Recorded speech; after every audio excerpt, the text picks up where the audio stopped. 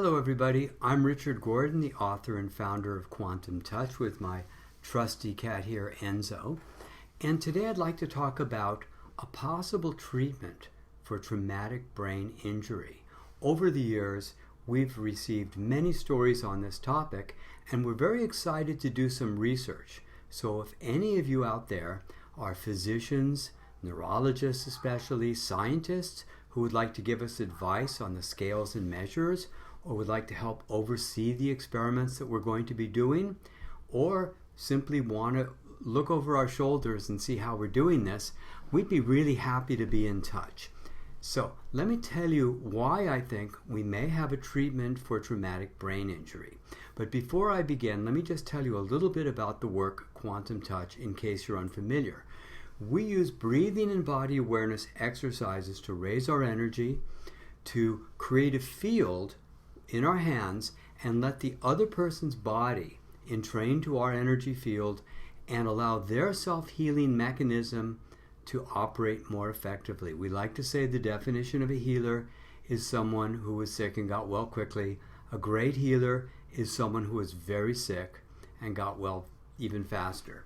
So, years ago, my friend Terry worked with a woman who had a stroke, and she was incapable of moving one of her legs, and she could barely speak. He ran energy into her head, and her foot immediately dropped down, and she could start using it, and her speech came back to her. That's one of the stories. Another story, I arrived in Hong Kong, and they had this major event planned for me, and they brought in a little girl, and they wanted me to meet this little girl. She must have been a little over a year old. I'm not sure her exact age. And as I'm approaching her, she smiles and grabs my finger, and everybody's crying. And I'm thinking, what's the story here? Well, the story was the babysitter had shaken the infant, and when they got back home, they found her and took her to the hospital, and they said she has suffered severe brain injury, and we don't expect her to live. But the community knew Quantum Touch, and they worked on the baby. And when I met her, and she was maybe 14 months old at the time that I met her, they said she keeps on improving. She was about 90% well. And I saw a video a few weeks ago of her, probably age 3, climbing a slide, smiling and laughing as she's sliding down. So this is one of the stories. But there have been many more. And in our most recent newsletter, we published a whole series of stories. And I'll read you a couple of them, although I could probably take a lot longer and read them all. And so you don't feel you're just sitting watching me read. I'll put a few pictures on the screen to entertain you in the meantime.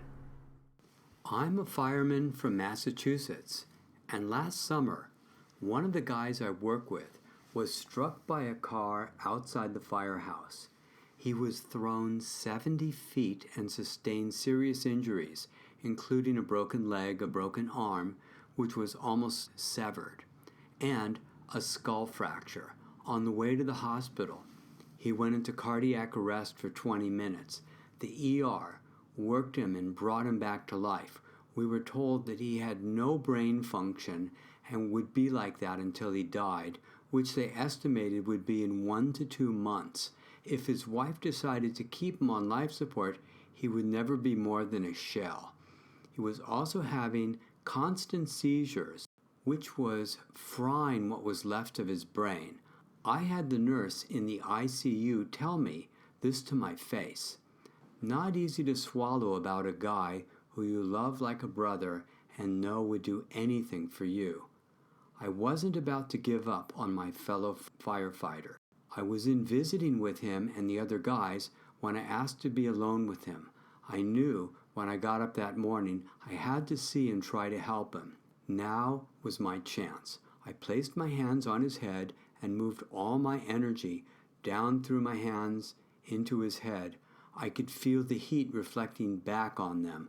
I did this for a few minutes, also moving along his nearly severed arm and broken bones. As I did this, I actually got a chill going through my body as I moved energy out of me. That's the only way I can describe it. Did I heal him? I don't know. But I can say this. 1 week later, he started to wake up.